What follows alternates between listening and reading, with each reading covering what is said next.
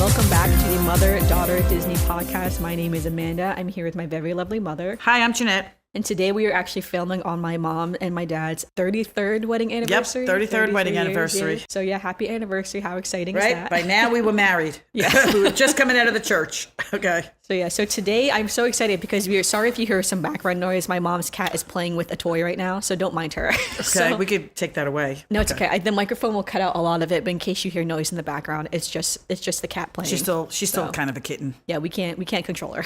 But I'm excited for today though, because today is our second episode ever, just Hollywood Studios, which is honestly wild. This is our 71st episode of the Mother-Daughter Disney podcast, and this is only the second full episode dedicated to Hollywood Studios. So we missed a few episodes there, like we did like our favorite things and other ranking things, and we just haven't gotten around to Hollywood Studios. So we're getting around. And the reason for that is because, if you'd like to share, Mom. Yes, I'm not a big Hollywood Studios fan. Not that I don't love Hollywood Studios. It's fun. It's Disney. It really. But really, I have no want to go on Star Wars. A lot of the rides just don't interest me. So as we were saying, there'll be some categories here. I made up my own category. So we get to it. Yeah, so we tend to avoid Hollywood Studios just because there's not as much for both of us to kind of talk about Hollywood Studios. But I am excited though, because I have been wanting to do a ranking of the line cues for a while now. So it's funny because I have seen other podcasts do this before, but I will say 2 years ago, I suggested this topic to a Disney podcast where I said, you guys should rank the line cues. And then they turned it into a series. And then I noticed other Disney podcasts also starting to do that. Wow. So I'm not saying it's a unique idea that I came up with or anything like that, but I will say, like, I thought about this years ago, and then I suggested it to other podcasts to do it before we had our own podcast. Right. So that's why I wanted to do it myself. Right. So the way we are going to do it is a little bit different. We want to put our own special spin on it. So we're going to go through the 13 predominant rides and shows in Hollywood Studios, because there are line cues for shows. And I have 3 main categories. So the categories we're going to put them in is if we would wait 10 minutes for them. So kind of basically walk-ons for the most part, but like you would wait 10 minutes in its line to get on the ride. The next category is 30 minutes. So it's not a walk-on. You're going to have to be waiting there, for a little bit, but it's also not a long wait either. You're not waiting, for a long time. And the last category is 60 minutes. So would you wait an hour plus? Like, would you wait an hour? Would you wait 2 hours for this ride? And the things I told my mom to consider as well is to consider what the actual line queue itself looks like. So it's like, you're waiting outside in the sun. Is there things to do on the line? Is the music annoying? Things like that, as well as how much you actually like the ride. So you're kind of factoring in the queue, and is the queue worth the ride, basically. So that's kind of how we're evaluating all of this. So there are 13 rides and shows we're going to go through. We'll just go through them alphabetical order, and then we'll just say where we're going to rank each one. Okay. All right, so the first one we have here is Alien Swirling Saucers. Which category? Okay, here's where I made my own category. Yes. I made a no way category. And I wouldn't walk on. I just will not go on Alien Swirling Saucers. I don't care what the queue is, what it is, how it is. I just would not go on. It's okay. My mom doesn't really like this rides. This is why Amanda does most of the talking for these. Also, Amanda will know more about the cues, because she did send me a note and said, you can Google for these cues. I told her to Google the line cues in case she didn't know what they looked like. I went back and said, I don't need to Google anything. I know exactly which ones I'm going on and which ones I'm not. All of these I know what the line cues look like. That's just so Amanda will do more talking than I will, but this is a no way for me. So where did you put it? So Alien Swirling Saucers is in my 10-minute line. Okay. So we don't usually, I have actually never been on Alien Swirling Saucers. The main reason is that I don't really love rides that spin in a circle like that. I find them to be, I don't do those at all. Obviously they're supposed to make you dizzy, but I find them dizzying in a very uncomfortable way. Yes. So we never go on Alien Swirling Saucers, never go on the teacups, never go on rides like that. Right. So I put in my 10 plus because I think in theory it is a fun ride. I have been on the teacups in the past, and it was fun when I went on it, but I did get very dizzy on it. And I do think the Alien Swirling Saucers is very cute. Now, I will say I am not the biggest Toy Story fan personally, so Toy Story Land in general is not my favorite. So I'm not a big, I don't know what the aliens are called. I think they're just called little aliens, right? Aliens, yeah. I'm not a big alien fan, so I feel like if you're really into Toy Story, if you're really into those little green guys, right? Those little green aliens. You would love this. So the line queue itself is fully outdoors, but it is covered for the most part. There's a section that's of it unusual, because that's the problem with Toy Story Land, is I find it to be very hot. Yes, so there is a section of it that is not covered, but for the most part, most of it is covered. It's a very winding line, though. It definitely doubles back on itself Right. a lot. I'm going to say most of Hollywood Studios, the Yeah, lines are going they to double all do back on that, itself right. a lot. So you really double back on yourself a lot, and again, fully outdoors. Right. So I would say I don't really think the line queue is really worth it to me. I will say this line usually isn't that long for the most part. It's not the most popular ride in Hollywood Studios, especially if you go off season. The line usually isn't like more than 30 minutes if we're being really honest. Again, just because it's not as popular as other rides within all of Hollywood Right. Studios. There is music that plays in it. I'm not going to play the music because I don't know how copyright works for a podcast. yeah, don't do that, So I'm yeah. not going to play any of the music. The music is very, I don't know how to describe it. It's very like techno sort of. Oh, It's okay, I can see that, with childish the little techno. aliens. Yeah. Okay. So it's sort of like an upbeat space themed Right. music that's playing. I don't really Just find what it I to need to be hearing that while I'm dizzy. Yes, Okay. I don't find it to be annoying personally. I think it's nothing really Okay. to me. I wonder how the cast members feel. I wonder where they Oh, stay. If working they don't there and hear this having much. to- yeah. Perhaps of 8 hours on a shift, you may get a bit tired of that little techno space song. But yeah, but the music is fine overall to me, and I think you hear the same music on the ride as well. So Okay. the So same it's music over in and the over. queue you also hear on the ride. Okay. So yeah, so I put it in 10 minutes because I would wait 10 minutes for it if I wanted to, but for the most part, Okay. probably wouldn't really be waiting for it. All right, our next is Beauty and the Beast live on stage. So this is the stage show for Beauty and the Beast. That's kind of off Hollywood Boulevard. Where did you Right, put that it? one's off Hollywood Boulevard. We've been there once or twice. We don't do it all the time when we go, but I have to say it was a really nice show. Yeah. Very entertaining, and of course we love Beauty and the Beast, so I put that one in my 30 plus. Yeah, I put that one I would at hang 32. out. Yeah, I would hang out 30 or plus for that. Yeah, I would also have- wait 30 minutes as well. Yeah, I would wait 30 minutes because it is outside.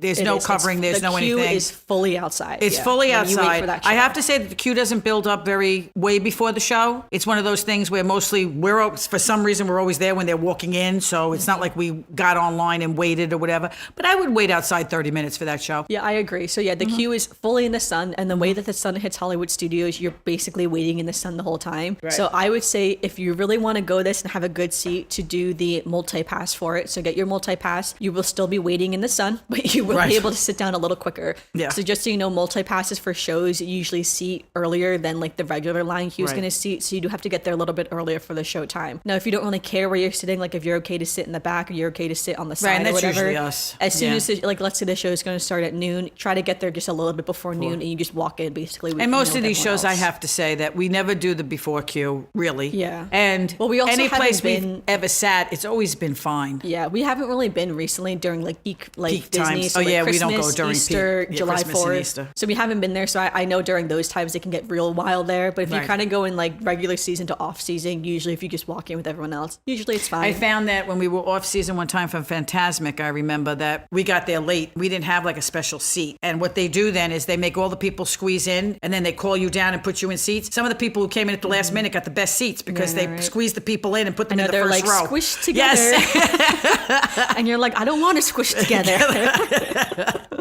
Okay. That's okay. All right. Our next is the Frozen sing-along celebration. Okay. I was kind of torn about this one. I think if I walked on, I think it would be interesting to hear the music and see it. So I put it in the 10 plus. I also had it in 10 minutes as well. So I will say I don't have children right now, and we don't have any little kids that Right, we take. that's why it's so 10 the minutes. sing-alongs definitely do attract children and families first. Not Yes. that adults can't go to it, because everyone, Right. of course, is encouraged to go to it. Right. The singing, I know the actors on stage sound phenomenal. I've seen Right. videos. That's what I online think it would be before. interesting to see. Yeah, so I know it sounds phenomenal. I Mm-hmm. know even the stage itself, I've seen lots of photos for the stage. It looks like a really great show, honestly. Right. But for the line queue itself, the line queue is, I guess it depends how busy this is. Half the line queue is fully outdoors, no covering. You're okay. Fully outdoors, no covering. And then the other half of the line queue is like in the covering, like as you're entering As the you're theater. entering. So Okay. you're covered. So according to it the weather. depends. I'd say, yeah. So this one is really depending upon how long the queue is going to be, how many Right. people going to the show. Similar with Beauty and the Beast, I would say try to time it so that, again, if you don't really care where you're sitting, try to time it as soon as the show is starting, or make sure you get that multi-pass for the ride so that way you get there early, you get in line early so you're under the covering early enough, and then you get your seat.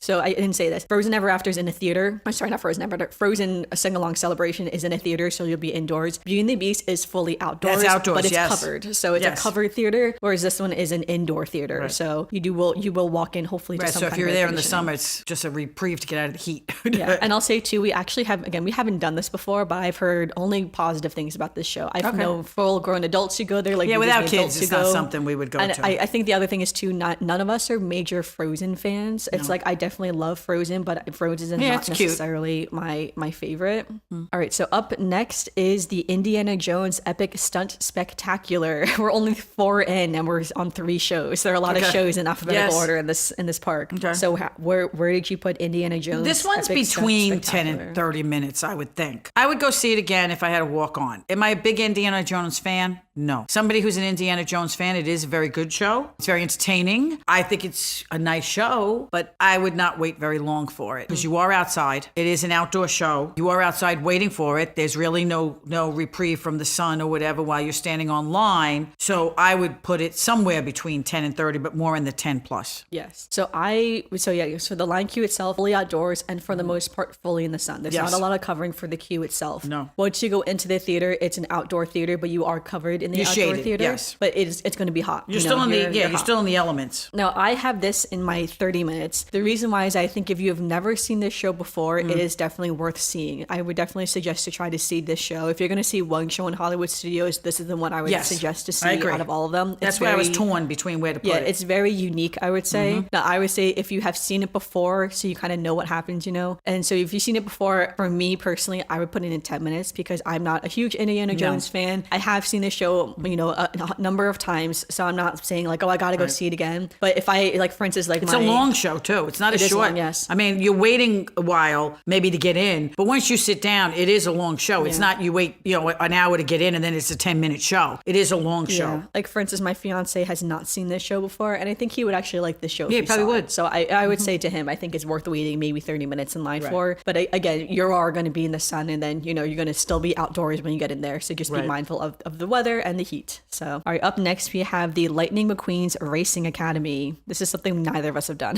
No, and mine's on my no way list. No way. I would not wait online. Not even 10 minutes. If it was like, okay, let's just go see what it's about. Okay, that's nice. Let's go. That would be fine. But no, it doesn't interest me. Like I said, and I don't have any children that age that want to do that. Yeah, basically, this is a show with the Cars, like from the Cars franchise. Right. So I don't know who all the Cars who are there, if I'm being honest, because we have not seen this show. I've only seen the first movie.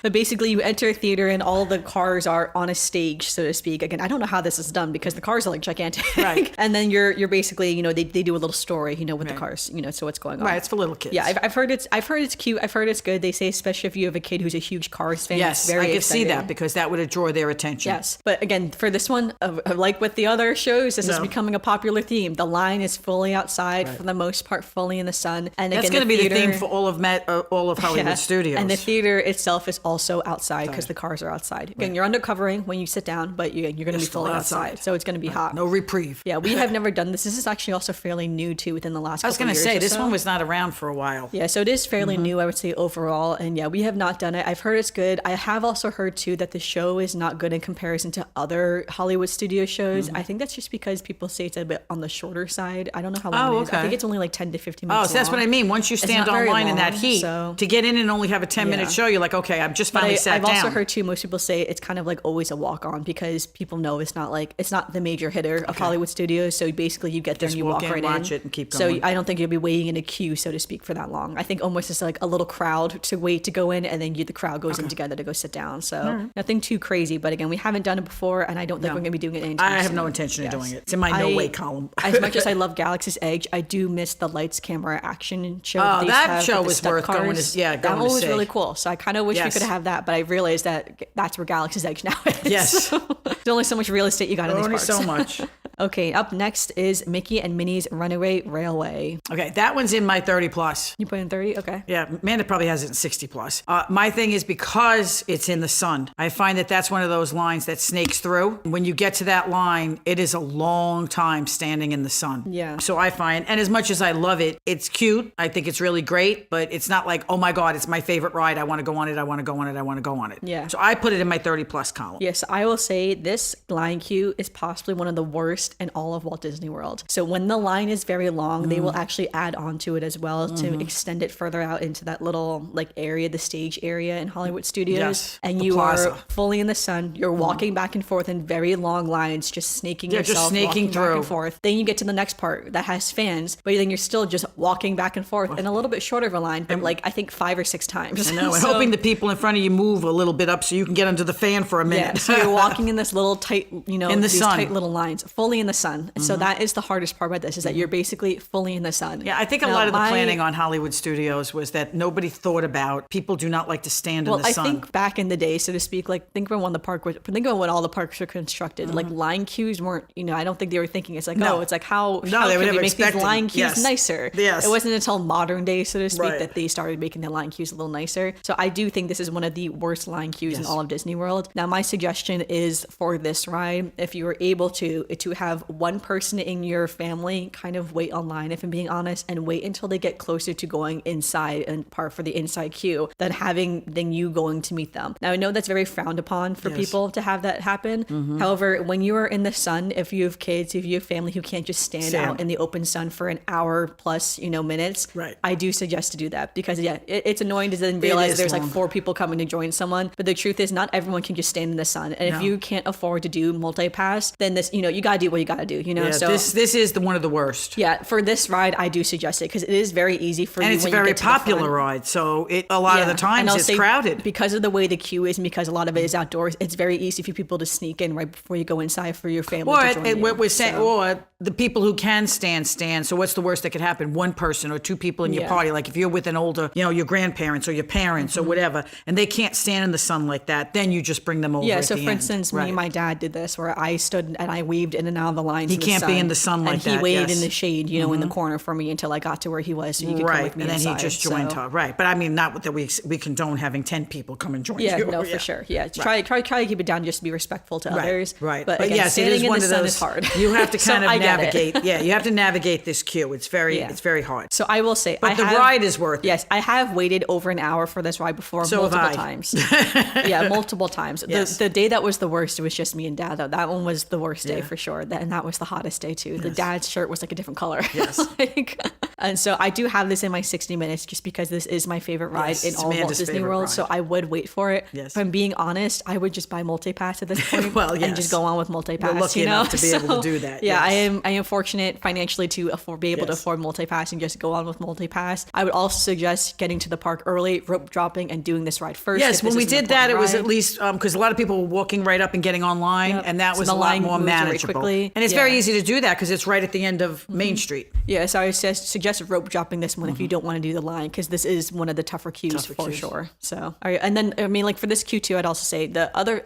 So again, you go. This is also the first queue too that we have. So you can finally go inside, and this also is the first with the pre-show. So just have the little pre-show. Yes. It's funny because cute. Disney disguises the queues with pre-shows to make it seem like it's not that bad. But Yeah. the truth is, you're really You're just still waiting in a standing longer there queue. waiting to You're go just in. doing more stuff from the queue until Yeah. you finally get to the ride. Right. So, but it does have a little pre-show which cuts back the fact that you're waiting so long. And also that's inside. So once you Yes. get inside, at least you feel a little bit of relief. And then a lot of people too, psychologically, you associate the line with up until that pre-show. Pre-show. So it's like, oh, I only waited 30 minutes to get to the pre-show. You could still be waiting another 15 minutes after the pre-show, Right. but your mind isn't saying, oh, I waited 45 Right, minutes. because once you get out of the You only- pre-show, there's another line. Yeah, but the line's usually much shorter, like 10 to 15 Yeah, 'cause minutes. it's moving as you're so putting you on the psychologically, you're trains. like, oh, I only Right. waited 30 minutes for this ride, when really you waited 45 minutes if you don't count, Right. doing the little pre-show. It took 30 minutes to get to the pre-show. So I do kind of like the pre-show because it does break up the time It is. overall It's like cute. that. Very cute ride. But yeah, it's a little smart move though that Disney does, and other parks do this too. But I do like the pre-show a lot. I love the little song that they sing, the little picnic in the park, and there's a little animation that kind of happens during it that's like Right. exciting. That no spoilers here, but it Yes. is very exciting when you see the pre-show and how the line queue works and everything, and then you get on the ride. So I do like it. I do think the song once you're right before you get on the ride, like after the pre-show, that song I think is pretty tough. Oh, that the little- song used yeah. to be very loud, and they have quieted it Down. over the years. I remember when I first went on it, it was pretty loud. I was like, wow, this is a loud, like bumping song. And now it's like, much quieter in the quieter. background. It's like, okay, I feel bad for the cast members. That's a long time to listen to this bumping song. So All right, let's go on to our next ride, which is Millennium Falcon Smuggler's Run. Where did you put this ride? Oh, just guess. In my no way. I'm assuming you put no way, not even 10 minutes. Nope, don't want to go on that at all. Yeah, my mom has never been on I this hate ride. to tell you, that's why Amanda's going to do the talking about Millennium. I have no want to do any of this stuff. Yeah. It doesn't interest me. I go fine. I would rather sit outside in a nice little shady spot and watch the people go by. And that's what I do. I people watch while they're on the Millennium Falcon. So this is the first line queue that we're at that was created in modern day. So Disney created this line queue knowing people are going to be waiting on a line, which is honestly very exciting because this line queue is actually pretty nice overall. Now, depending upon the length of the queue, you will be waiting outside. Like I remember the first time we went on it, we were wrapped around the Millennium Falcon, I think twice, outside. Like it can be very long for sure. But once you do get inside, it does become fully indoors. So there's parts of it that are just cover technically, right. But it does become fully So it indoors. does give you a reprieve. Yeah, so you get that reprieve. I would say if you're not good at standing on hills, this one isn't great because you are going to be walking up and down ramps inside as well. So I know sometimes standing on that ramp for, like maybe 5 minutes not moving can be pretty tough on the ankles. Right. So just keep that in mind too, that you're going to be standing you're on for a a little ramp, bit. yes. And none of them I don't remember are too steep. And I think there are some steps too. I can't remember now fully if there are steps in there. But yeah, but there definitely are some ramps. Now when you're in this, there's lots of stuff to look at though, because you're basically in like a loading station, in Okay, so in it gives Batu. you something, right? Yeah, so you see the little robots as if they're like loading, Oh, okay, so that's cargo. cute. There's lots of cargo around. There's lots of stuff. There's lots of like tools to look at. Right. Very so Star if you're Wars interested in themes. Star Wars, then this is definitely Definitely a lot of yes. stuff to look at. And this one also does have the pre-show too with Hondo. Oh, okay. So when you get up there, you finally get to the pre-show, and it's great animatronic. Let me tell you, he looks okay. real. Real? Like he's an Okay. alien character. My mom doesn't know who he is. No, I don't know who He's he an is. alien type character, and when you see him and when he moves, I'm like, oh, that's like a person. Okay, so in a that's worth it Like then. you Okay. could almost like when you first see him, you're just like, oh, is that a person in a costume? Is that animatronic? It's animatronic, but it could fool you for a second to think that like that's a person in a costume standing up there. And he is ranked one of the best animatronics that Disney has created. Really? Disney does not Okay. get ranked very highly for a lot of their animatronics. Other parks usually do take over Disney for animatronics, but for Disney, he is one of the best ones for sure. Okay. Him and what's her name? The girl at the end of the Navi River journey. The Chauvet. her, yes. Yeah. So she's the other one too that's okay. ranked very high. So like these two are the more higher ranked animatronics they have, unlike the Frozen Ever After I'll with never the see 'em. screen faces. I will never see him, unfortunately. So I will say too, if you do single rider for this ride, you will not get the pre-show. So single riders don't get the pre-show. So you basically skip the pre-show and you go right into You like, wouldn't where see you him. see. So Yeah, if you don't want to him. see all that, then you have to go You have through to do the line. regular line, or you can do your multi-pass. So if you do multi-pass, you will also get do to see see him as that, well. okay. Yeah. So just single riders don't get to see it. okay. So I didn't realize that actually at first because we had done the ride first, and then ever after that, it was usually just me. So I Right. was going on single rider by myself. Well, Daddy usually goes on with you when we go. But even doesn't with he? Dad, we used to do single rider together. Oh, you do single yeah, rider we usually do single together. rider. Okay. So it wasn't until just recently we ended up buying Genie Plus for the day. Now it's called Multi-Pass. And I ended up just doing a Genie Plus for it because it was quicker for me to do that. And so when I got on, I was just like, oh yeah, I forgot he was here. forgot This it. is Okay, great. so you both This got is- to see it. What a Yeah, show okay. this is. Yeah. So Okay. there's also a droid in that pre-show too as well. Okay. So once you do the pre-show, you walk further in, and then they start to separate you by your groups. So on Millennium Falcon Smuggler's Run, you're sitting in the Millennium Falcon cockpit. So it's 6 people in there. So it's 2 pilots, 2 gunners, and 2 engineers. So when they ask you how many people are in your party, they will put you according to like the little groups of 6 basically, which is why single rider is actually great for this because it's a group of 6. A lot of times you have groups of 3, you have groups of 2, you have groups of 4. Right, they just so mix they them will do together. 2 single riders sometimes if they can't find a couple in the regular line, which means Right. even though me and my dad do single rider, most of the time we end up together. sitting together as the Oh, okay. engineers. So it is kind of nice that way. I will say everyone says the pilot is the best position to be in. I would definitely suggest trying to get pilot. If you want to get pilot, you do literally drive the Millennium Falcon in like the game that you play, so to speak. It is very fun. It's very hard if I'm being honest. People who are good at it must go frequently to get good at it. Yeah, to get good at I've it. only done it once and it was hard. Oh, okay. I have been when you're single rider, you're almost always going to be the engineer. Engineer, you just press a button basically. It's not that hard. The gunners are kind of fun too. You have to press at certain times, whereas the engineers, it doesn't matter as much. Okay. And you do get scored at the end. Sorry, now I'm getting this is diverging from the line cube. I'm just saying when you get put in the line cube, when they assign you your roles, just keep that in mind. If you want to request being the pilot, you have to tell the cast member, if you're not the pilot, I would like to be the pilot. They will have to put you to the side. So they wait for like, to have next- the right the next grouping one. for Right. you to be the pilot. When you're in here too, this is also where that famous table is in the Millennium Falcon as well that people take photos in. You will have time when you're waiting with your group of 6 to go take photos in this area because my mom doesn't know Star Wars, so she's looking at me. But it feels like you're actually on the Millennium Falcon. So like the table that like Han Solo and them they play that game on. I'm blanking on the okay. name right now of the game. It's kind of of like a chess type game, but with their Okay. their So you creatures. can take pictures with that. I can't remember the game off the top of my head. I know what the game is though, of course. But yeah, but you can take photos in there. I would suggest to do it as quickly as possible, just because sometimes they do scooch you along to get onto the ride quickly. So definitely try to get your photos. Take as many photos as you want. You're always welcome to take photos in there, of course. And also, you can always ask a cast member to take a photo of you if it's just like a whole group or something like that. They usually are pretty nice about taking the photos for you. So, and then once you get into the cockpit as well, to me, this is where it gets exciting to take photos as well. So remember, you take a lot of photos. And also, let me tell you, this place is windy. You walk in there, you're like all over the place. Like, where am I going? There are so many little hallways you're walking through. Okay. I don't know how they knew that on the Millennium Falcon, because there's lots of little hallways on the Millennium Falcon here. Okay. But again, another example of breaking up the line queue where you don't feel like you're waiting in the line queue as long, because you basically almost have two pre-shows. You have the pre-show with Hondo, then you have it's not a pre-show, but you have like waiting in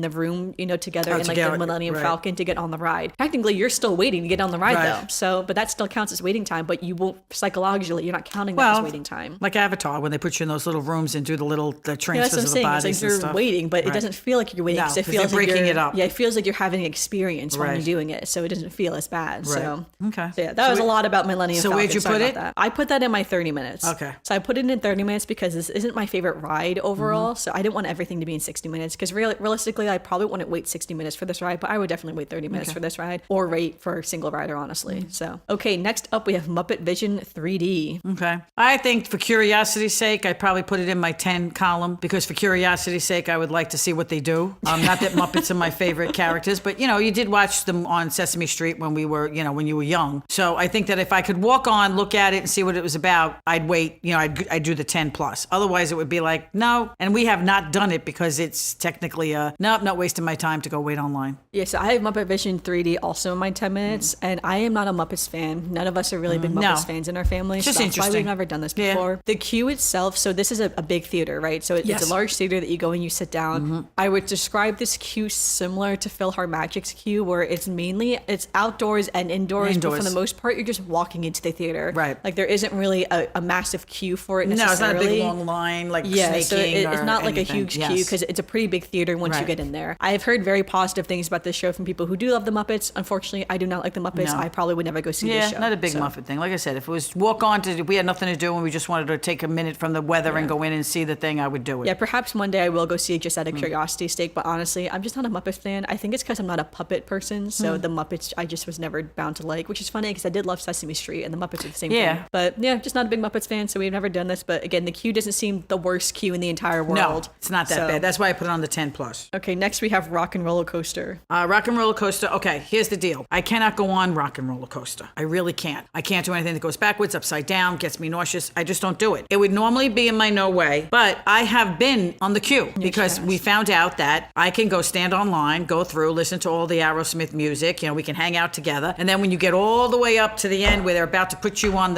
in the car, you say to them, I don't want to do it. They walk you down this little red carpet through a door and you're in the gift shop. Yeah. So when I found you could do that, I now, anytime they want to go on, I will go stand on the queue with them because I do enjoy the queue. So technically it runs between the no way and 10 minutes. I would not stand on the queue for over an hour just because I just don't want to stand on the queue. But I would do like 10 minutes. Yeah, so I will say this is a tough queue too. So a lot of the queue is outdoors, and especially if this ride is busy, it is in like the little winding thing is outdoors. No cover at all until you get to the ramp. Once you get to the ramp, then you will be undercover, but you're still outside. But the main part of the queue is fully outdoors, which is not fun. Honestly, I wouldn't even go on the ride if the queue is that long. And the reason for that is because this is one of those lines where you just stand there. You don't move very often. And the reason for that is because this one has a pre-show. So the pre-show is with the Aerosmith band. Yes. So they do a whole little pre-show thing, but because of that, they let you in little groups, so you'll move according to groups. But if there are a lot of multi-pass people that day, all of multi-pass will go, and they'll let in like 3 people from the regular line. You'll be standing there forever. Your group, your line is not really moving. You're inching maybe like once every 10 minutes when they do the next pre-show. Then you're standing in the direct sunlight. So I do find this queue to be very difficult to stand That's why in. I put 10 plus because, Yeah, so I do single rider for this one a lot too. So single rider, of course, is not always as long, but single rider can be really tough too. I have waited before like almost 40 minutes on single rider for this ride. That's long for a Yeah, single so rider.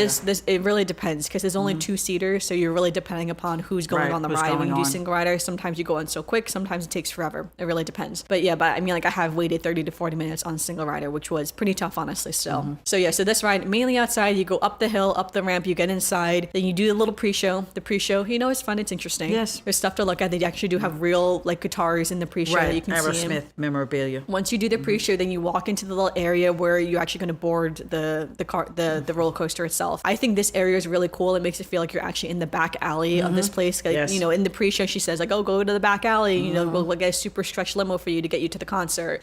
So you go in the back alley, and I remember the first time I saw that room, I thought it was amazing. I thought it was so cool. It's just like, wow, this is That's awesome. what I mean about me too, because I got to see it. Yeah, it even was so though cool. Yeah. I can't ride the ride. And then when you're standing there, you're watching because Rock and Roller Coaster has a launch start. You watch the launch start, so there's a lot of anticipation before you get on the ride. Like it's very exciting, honestly. Yeah. So I do think once you get to that part of the queue, it is really fun and really cool. But the outdoor portion, especially if it's a really long queue that day, it's tough. You're just standing a lot of the times to get on this ride. Now, is the ride worth it or not? It depends how much you like roller coasters. Right. There are 2 upside down parts of this roller coaster, which eliminates That's it for why a I lot of can't people. go. Right. But I do think it is a fun roller coaster. It's fully in the dark with neon lights, which is kind of fun. I would definitely suggest to keep your head back so you get to see all of the neon lights.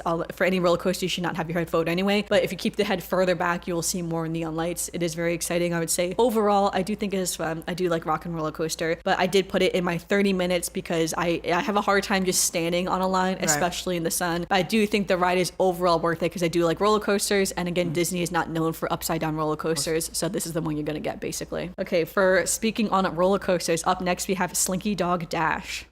Okay, that one was a walk-on. 10 plus. Because as much as I say, I really don't have any want to go on Slinky Dog Dash, I don't like those kind of short roller coasters. They kind of bounce you around too much for me. Well, my mom has never been on it, right? I've never been on it, no. Yeah. First of all, it's way too hot, way too sunny, way too long. So the queue itself is fully outdoors. There is covering over parts of the queue, but it depending upon how long the queue is, there are parts that are not under covering. Also, the way the covering works is because remember you're in Andy's backyard, right? So the covering is as if it's like toys. So because of that, it's not like a full sheet of covering. It's like there's pockets of sun and pockets of shade. And I have to say that not only are you getting towards that queue, you're walking into Toy Story Land, which was already to me oppressive when you walk in because there's no trees, there's no green, there's nothing. I find that when I walk into Toy Story Land, it's like you're in the backyard. Yes, you're in the backyard, but there's no relief. So you're already, oh my God, like I get in there and then I see the queue to the Slinky and then I see that thing going around those short turns and I'm like, nah, I don't think so. I will say this ride is very mellow overall. It's not a very fast ride.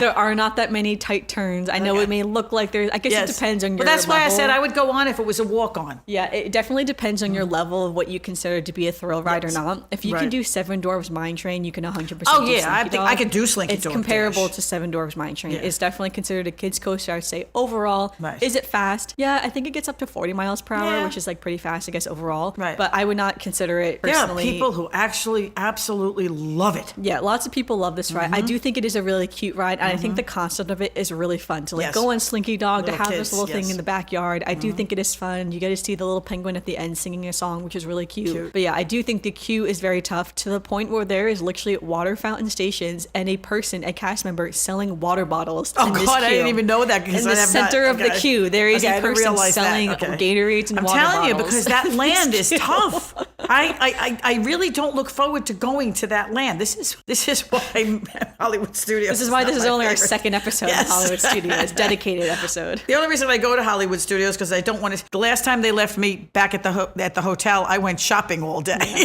So I've been on Slinky Dog Dash once, and we did wait over an hour for this ride. Okay. So we waited in the sun. It was tough. My brother's ex-girlfriend bought a water bottle from the cast member in the queue because it was so hot. And it was fun. Again, I did like it. If I was going to go on it, I would only wait 10 minutes. I'd only do a walk-on. However, I have never seen this ride have a walk-on. No, before. it's never. That's why I said I put it in the 10 plus, but that means that Yeah, I'm maybe never during getting some of on the it. after party events, they would have short queues, of course, for it. Like if you can get one of like the Moonlight Magics or one of like maybe like Jollywood Nights or something like that. Try to get on. You may be able to get on. Try to get on maybe when like the queue is shorter, just because the queue. Also, is when tough it's during nighttime, the it would day. be nice to go on because you don't have the sun beating down on you. And I'll say too, for Hollywood Studios, the multi-pass for Slinky Dog Dash usually goes first. Yes, so a lot of it people gets will be sold booking out. their multi-pass quickly. And so again, with the new multi-pass structure, it's a little bit different from like the older Genie Plus structure. So I'm not as familiar with it. It's literally, the multi-pass has only been in use for like a couple days as of recording this, honestly. So I don't know too much on that, but when you're planning your trip, just know it's like, if this is a priority for you and your family, try to get that multi-pass, prioritize it if it's important to you for sure. Otherwise, maybe try to rope drop it. I think even rope dropping the line usually gets pretty long too, honestly. Yeah, because you're already at the back of the park. Yeah. So by the time you rope drop through the park and get all the way back there, you are now been walking a long time. And then at that point, in a way, you're kind of just waiting on a different line. You're just waiting on line to get in the park. So whether you wait on the line to get in on the ride, or you wait on the line to get you're just changing where you're waiting, really, at the end of the day for where rope you're drop. waiting. So, but yeah, it's a tough line for sure, but it is a fun ride. So I totally get why people like it, but not one of my favorites personally. All right, up next we have Rise of the Resistance. Oh, okay. That one was kind of hard for me because I have to tell you, even though I don't like Star Wars, I liked Rise of the Resistance. I thought it was very entertaining. Would I have to go on it again? Maybe not. But their queue was kind of different. Yeah, so Rise of the Resistance. Yes. So let's go through the whole queue. Yes, I've been on it. The first part of the queue is outdoors, right? So you're waiting outside. It's very long, I would say, for sure, outside. Yes. You're kind of weaving in and out of like the floral and fauna. So if it's very long, it's going to be in the cave, honestly. Then you're kind of outside. And then once you get in the indoor portion, then you're in the cave. And then you go fully indoors when you're actually then you go fully in the indoors. caves. So the indoor is not bad. Well, so the indoors is only tough because you go through a multiple very small rooms. I think if you count, I don't even know how many rooms. It's almost like 12 to 13 rooms you go through. Oh wow, it's was a that lot much? of rooms. Okay. To the point where my dad asked a cast member who was waiting just like there,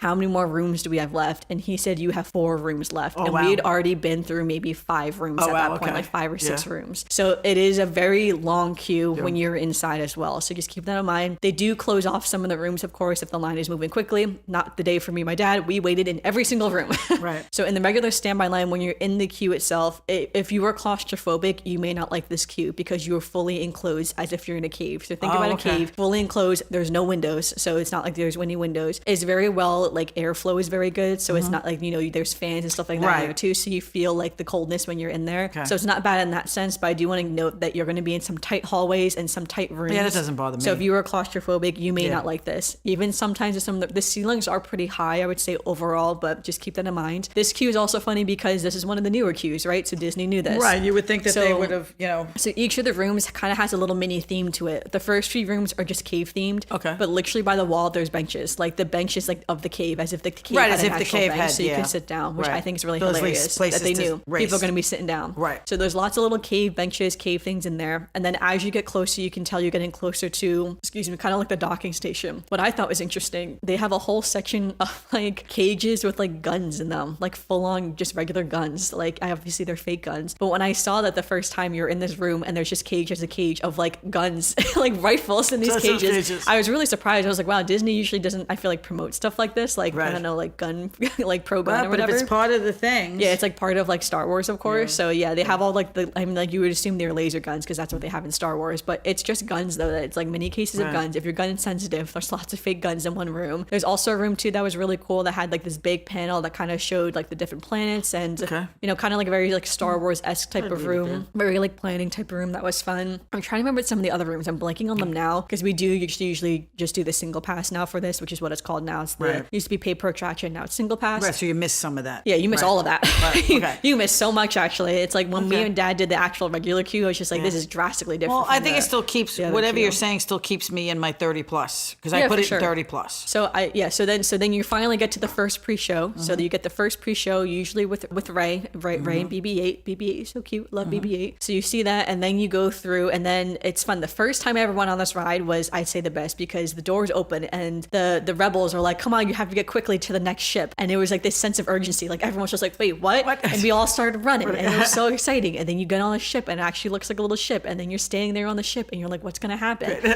And then, the ship kind of takes off and you're like, is this the ride? Like you think this is the ride, but it's not the ride. Because then, the ship gets overtaken by the First Order. Then you go out, then you see the famous room with all of the stormtroopers in there. Right. And then, you go through basically, this is all technically the queue though, right? So it's like still in the queue. Disney has disguised a whole experience as a queue, which is like, I think it's really worth seeing. In total, usually it takes about 15 to 20 minutes from like when you get to that first pre-show with Rey until you get on the actual ride with the First Order. So again, I think it's so fun though. I think it's it's like when the ride first opened, it was hard to explain to people because it's a full-on experience that you're doing. That's why I did it. I wanted to see the experience. Even though the first 20 minutes of that experience is disguised as a queue. Technically, you're just waiting online. Right. So, but it is a very fun thing to do though, because even when you get to that room with the stormtroopers, it is a very impressive room to walk into that room and to see all those stormtroopers lined up there. I find the stormtroopers very impressive. Yeah. So I do say this is in my 60 minutes because I do love this ride overall. It's one of my favorite rides in Disney World. I do think the queue itself is very fun, especially if you include the experience part of the queue. If you include the experience part of the queue, then 60 minutes would be okay for me. Yeah. My thing is 30 minutes until you get up to those pre-shows, because to me, those pre-shows for me were kind of the ride, because like I said, I'm not very aware of a lot of stuff. They're part of the ride for and sure. And because they're an fun. experience, I would count them separate, and I would be willing to wait at least 30 minutes to get to that part. Yeah. Which for somebody who doesn't like Star Wars, that's a pretty good endorsement I would for wait the ride. too. I would even wait an hour just to get to that part, honestly, because it's super fun and it's super interesting too, I would say. Right. Because again, it's a full experience. I think Rise is a very unique ride overall that Disney finally put together. I think it's a shame that it breaks down so frequently. But, things happen, I suppose. I don't know. Right. It's like I'm not an engineer, so I'm not going to comment on that. So, okay, up next we have Toy Story Mania. Oh, okay. Toy Story Mania, to me, I really like it. Yeah, but it's not in her 60 minutes. It's still in 30. It's kind of in my 30 minutes, only because the noise in the queue drives me crazy. Yeah. The room drives me crazy. Yeah, so let's go talk from about room the queue to room. Real quick. Yeah. Yes, if you want to explain it, go ahead. The queue starts outside, and we've never waited on it that long when we do the outside portion. No, but it's only been minimal. Portion. Yes. Then you go inside. So at least you're inside. The inside is like 3 rooms inside that are decorated to be board game-esque. Yes. But they're very tight rooms. Like you just weave in and out of these tight rooms. And the noise and the music is just annoying. It is fun to kind of look around at the board games on the walls and on the floor. Like there is stuff to look at, but there is not enough to look at. There is not enough. And it's one of those ones where they're snaking you through to the point where you can't see where you're going. So you don't know if you're going to be in that room for 30 minutes. You don't know if you're going to be in that room for 60 minutes. You don't know exactly what's going to happen. It's definitely a tough queue for sure. It's definitely not one of my favorites. I did put it in my 60 minutes because I do think the ride is very fun to go on. Yeah, the ride's fun. There is no pre-show. That's why it's in my 30 minutes. Yeah, no pre-show, no anything. No. You just wait online and then you get onto that ride. The joke about the line also is that there is a flight of steps to go up and to go down. They do have a walk around. And it was such a joke when we did it, because I walked up the stairs just to walk across this little platform to walk down the stairs. And then I saw they were sending some people around. I said, well, at least they didn't think I was old enough to ask me if I needed to go around. But I got to tell you, it was the biggest waste of steps I've ever seen in my life. Mm-hmm. But I put it at my 30 plus only because it's worth it to go on the ride. No, I definitely like the ride a lot. And this was my last for the 60 minutes as well, just because I think the ride is really fun. I think I like it way better than the Buzz Lightyear ride personally. Yes. I would never wait on the Buzz Lightyear ride This one's a lot more satisfying somehow when you do it. It is, yeah. I think the game is just more fun, honestly, when you play it's the a game. more fun game than the other one. The games are way more fun, honestly. Yes. So I do think it's worth waiting, but I do think it is a tough line overall when you are waiting. I would definitely suggest trying to get a multi-pass. For all these, try to get a multi-pass for it, obviously. Because it is a very popular ride, too. It is, yes. It's not as popular as it was when it first opened. No. I remember when it first opened, it was like 2 to 3 hours. Yes. You'd wait on the queue. We've never had that problem up till now. But so now it's not as bad, which is good. Thank goodness. But it's definitely worth, once you get on it, it is definitely worth the wait. Yeah, for sure. And again, you are indoors, but it's not like a fun indoors. No, it's like a sad annoying indoors. It's kind of almost like Soarin'. Like Soarin's queue is indoors, but Soarin's queue also is not good. Very annoying. Yes. So it's weird when the queue is indoors. You're like more miserable than if you were outdoors. Yes, because you're saying to yourself, okay, at least we're not in the sun or the heat or the cold or the wind or the rain or whatever, but it's still annoying. Yeah, but you're still suffering. Yes.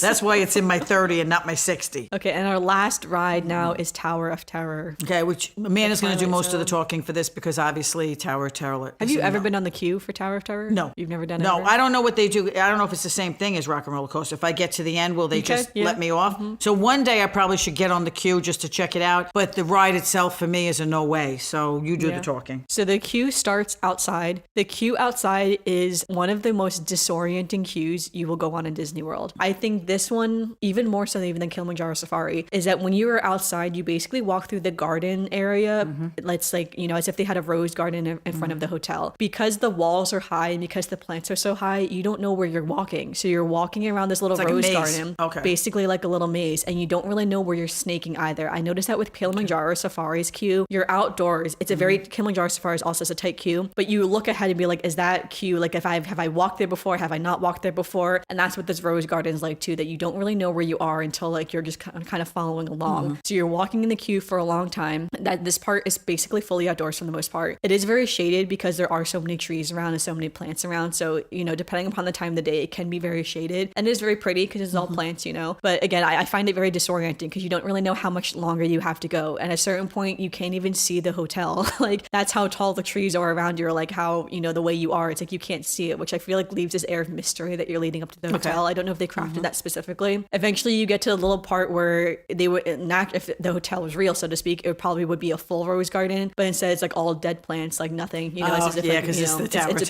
Terror, obviously. right. This is actually one of my favorite parts too. Sometimes Goofy will stand in the multi-pass lane. If you come around a corner, like a tight corner, like a 90-degree angle corner, Goofy will stand there and he'll scare people. I kid you not, he'll like jump out and he'll scare people who are coming through the multi-pass lane because they're going quickly around the corner. Where Is you're he wearing going one of those slowly. little hats on his head? No, he's wearing normal. He's just holding a fake chicken. Like he's squeezing like one of he's those just fake scaring squeaky everybody. chickens. Yeah, Okay. I have a video of it. It's really funny. That it's like, I thought he was playing like a bellhop. Okay. I think I do have it in one of my YouTube videos, but it's hard because I don't know the people he's scaring though. So it's like, and I can't time. I don't know if I'd ever be lucky enough to get scared by Goofy. Right. He does do that sometimes, which I think is really funny that they do that because this is like a weird cue to do it for a Tower of Terror when Goofy's staying there scaring you, but it is kind of cute though. So you go through and then you enter in the side of the hotel, so into the lobby of the hotel. Now this is a very famous room. A lot of people have lots of photos of this room. I have lots of photos of this room. This is one of the coolest rooms I think in all of Disney World. It's the, you know, the lobby.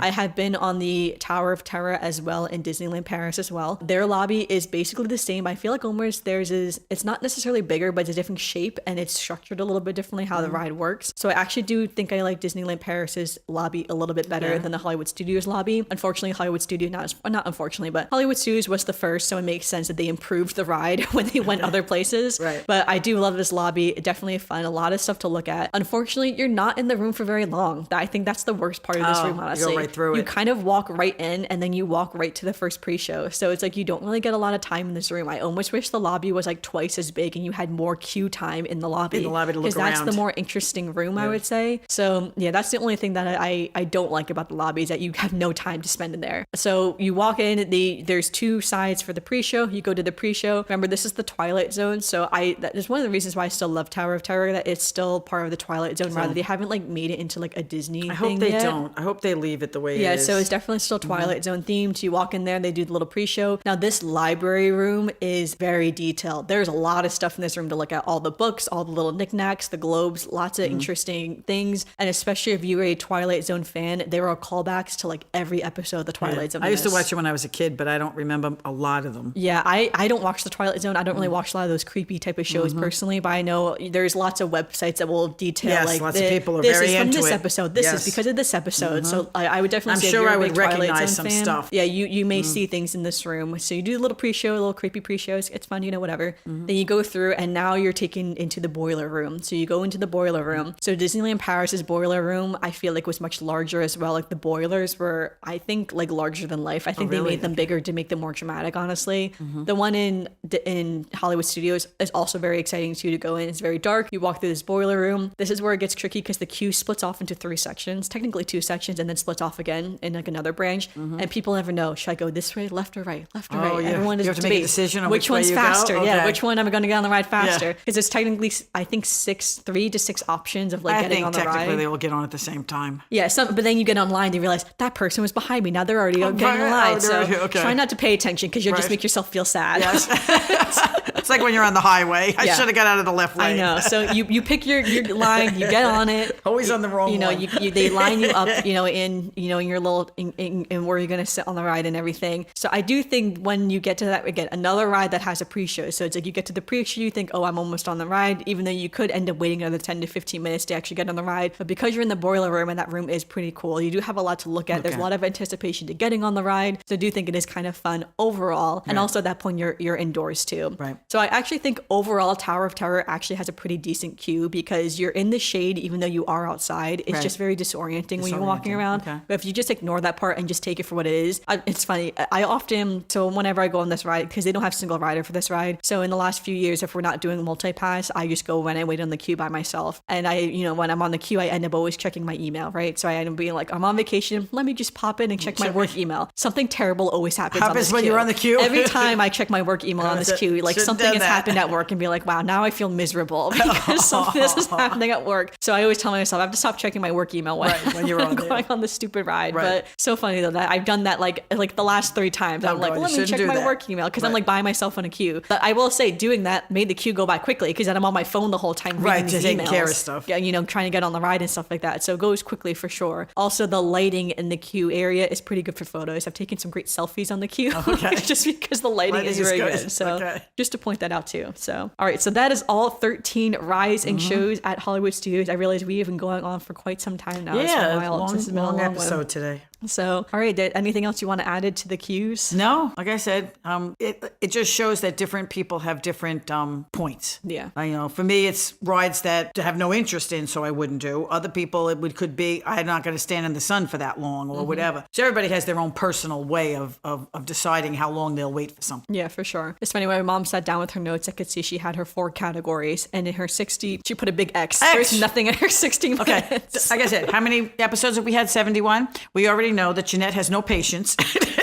And if I have to wait long, I'm not doing it. Yeah. And like I said, Hollywood Studios, as much as I like Hollywood Studios, if I couldn't get to Hollywood Studios, I'd be like, okay, not a problem. Yeah. All right, well, let's do some Disney news now. So the main thing we have in Disney news is there's been a lot of announcements for the Disney Destiny. So that's the new cruise ship that Disney's launched. The big news for this is going to be a Marvel-themed cruise for the most part. So the atrium is going to be Marvel-themed. There'll be a Black Panther statue even in the atrium. There's going to be a Doctor Strange-themed lounge, a tower suite themed for Iron Man. Spider-Man himself will be on the stern. And there was going to be some Disney things as well. So there's going to be a Frozen musical show, and there's also going to be a Pirates Rockin' Party. There's also the Lion King themed dinner show called Pride's Land, Feast of the Lion King. There's going to be a lot of kids on this cruise. It looked really cool, honestly, like the photos of like the Lion King characters. And there's going to be a piano lounge modeled around Cruella de Vil. I think that's really fun. Cool. Cask and Cannon, which is a pub that pays homage to the Pirates of the Caribbean. So Pirates of the Caribbean I saw lounge. that, yes. And this is also the one that has the Haunted Mansion parlor. So now we've talked about that before. Yes. So a lot of cool parlors and things Looks on very it cool. overall. I will say, because I'm not a big Marvel fan, I feel like I would not pick this ship. I think I would pick the Treasure or the Wish over the Destiny personally. Yeah. But people who really love Marvel and have kids, teenagers or whatever that want to get into that,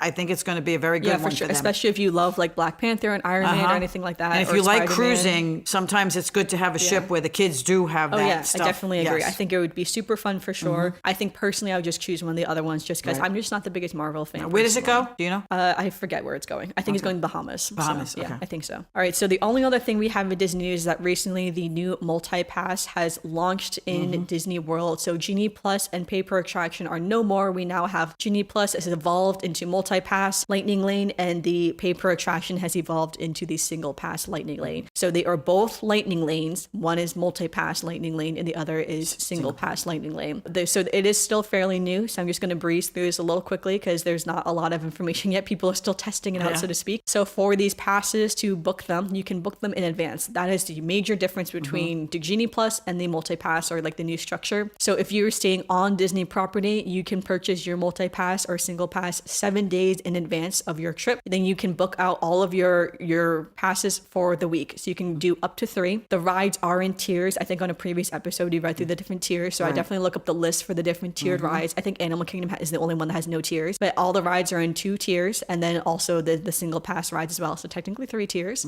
And you can book up to, I think, 3 like tier 1s and like 1 tier 2, or like, 2 tier 1s. You have to make sure you book properly. The big thing that people are saying that is that you can pick the ride and the time for the ride before you even purchase the multi-pass, which is kind of convenient. So before you even spend the money, you can decide if there is availability for the rides I find that you have less people complaining about the fact that they paid all this money and couldn't get what they wanted. Yeah, so then you can pick the rides beforehand, or you don't purchase it and then you're like, oh, I'm stuck going on rides I don't really care about. So like, what a waste of money or something like that. So again, 7 days in advance, you can book it. And then once you start using the pass, like the day of, you can book more passes once you're in the actual parks itself. The only thing is that you cannot repeat a ride. So for instance, if you booked Pirates, like you pre-booked Pirates, you can't do Pirates again on your multi-pass. You just have to do the regular queue for that. Which is opening up more spots for other people. Yep. So I think that's fine. And single pass is the same way. You can pick the time that you want to go on it, the date that you want to go on it, and you can only use it for that one day for you and your whole party. And it's still that the price of it is still changes depending upon the day of the week and this season as well. So as of right now, the most I've ever seen single multi-pass to be, I think is around $35 was like at its height. Same thing for single pass. I think Tron one time was like $35, but I would not be surprised if it goes up to $40 to $45 by the end of this year, if we're being really honest. Yes. So we'll see how that goes. You can also do multi-pass for multiple parks as well. That is a special pass that you purchase. So again, if you are an annual pass holder or you have a park hopper, you can do that as well. So the way that works is that you can only book your rides in the first park first, like your pre-booked rides, and then once you start using it, then you can switch and do other parks. But you can't book in you can't do like one in Magic Kingdom, one in Epcot, one in Animal Kingdom. You can only do them all in Magic Kingdom, and then you can start booking your multi-passes for the other parks as well. So again, I don't have a lot of information on it just because it is still fairly new. People are still testing it out. I'm sure they're still working the kinks out of it as well. So we'll see how it goes. Overall, people are saying that, it is nice to be able to pre-book things in advance. Yeah, I haven't heard as much complaining as there was when they first came out with Genie Plus and stuff. It seems that people like some of the options of it better. Yes. All right, and now let's do some Disney birthdays. On August 7th, we have Isabella Madrigal. So happy birthday to Isabella. She's the second child, the flower girl in that day's my Encanto. cousin's anniversary. So Matthew and Joanne, happy anniversary. And then on August 10th, we have Peter Parker's birthday. This is the Tom Holland Peter Parker. I don't know about the Andrew Garfield they don't or the Tobey all have Maguire. the same birthday? I have no idea, honestly. Oh, okay. Peter Parker, Tom Holland, his birthday is August 10th, apparently. So happy birthday also to Peter Parker. Okay, Peter Parker. And then we had, the other thing, Joanne's and Matthew's anniversary. We don't have any other personal birthdays, and that leaves us with our Disney memory. Do you have a Disney memory for today's podcast? No, my Disney memory, every time you say Hollywood Studios and when we talk about the Stormtroopers, is my Stormtroopers. That's my favorite memory. Yeah, she loved the March of the Stormtroopers. March of the Stormtroopers. They no longer do this show in Hollywood Studios. I miss it. Actually, that was the one thing that when I stood in there, I said, oh my God, I really do. You say Hollywood Studios and I immediately think Stormtroopers. Yeah. I would say my memories, I remember when me and Dad went on the Millennium Falcon for the first time, we were going on with my brother and his ex-girlfriend, and I knew I wanted to be the pilot. So when we got there, the four of us, 2 of us are going to be the pilot and 2 are going to be the gunners. So I specifically said, me and Dad are going to be the pilot. I just didn't say anything else because I knew that was the best position. I was like, I'm not letting my brother and his ex-girlfriend be the pilot. Obviously at the time she was not an ex, but now she is. So I'm glad that we got to drive the Millennium Falcon, and it was so hard. I feel like me and Dad together were not a good team because we didn't know what to do. We had never done it before, so we didn't know what to do. We crashed a lot for sure. The second time when I went on as a pilot, I was with Ted. Again, crashed a lot. And it was so funny when we were getting off the ride, the guy who was sitting behind us is one of the engineers. He said, honestly, the crashing was kind of the best part of it. But he liked it. It was such like a weird backhanded comment being like, wow, the crashing was actually so funny that I was just like, thanks, man. Thanks, we did a lot of it. Obviously, I did not intend to crash. I mean, it's very sensitive when you're trying to drive it. So it was definitely not easy, but it is very fun though, I would say overall. So it's funny when you get into the ride as a single rider and you're with people who know how to drive. And we've done it before, and you're you watching do really them going, well. I can't do that. Yeah, it's wild when I see it because in my head I'm just like, how many times have you done this before that you're so good at it? Because I've only been a pilot twice, once with my dad and once with my fiance. So and I mean, like, I feel like to get good at it, you'd have to do it multiple times to know how to finagle what you're doing. So still a very fun ride though. All right, thanks everyone for listening to this week's episode of the podcast. I realize this is a long one. I droned on a lot about line cues. As you can tell, I love Well, it took line us a long time to get to Magic Kingdom. Hollywood Studios. I know. I love the line cues. Line cues is a passion of mine. Yes, she likes to watch all the details and stuff. Yes, but thank you everyone for listening. Make sure you give us a review in Apple Podcasts or Spotify, or leave a comment down below if you're watching on YouTube. Make sure you follow us on social media. We are Almost Amanda X. It will also be linked in the Linktree description. And let us know which line cues are your best and worst in Hollywood Studios. Which ones would you wait 60 minutes for? Which one would you not wait a single minute for? Is it because of the line cue itself, or is it because of the ride? Lots of factors that go into it. But we'd love to know. Don't feel bad about putting it in no way like I did. I didn't want to do that because I was just like, okay, all rides deserve a chance. All rides and shows. That is okay. But all right, everyone, thanks for listening. Bye-bye.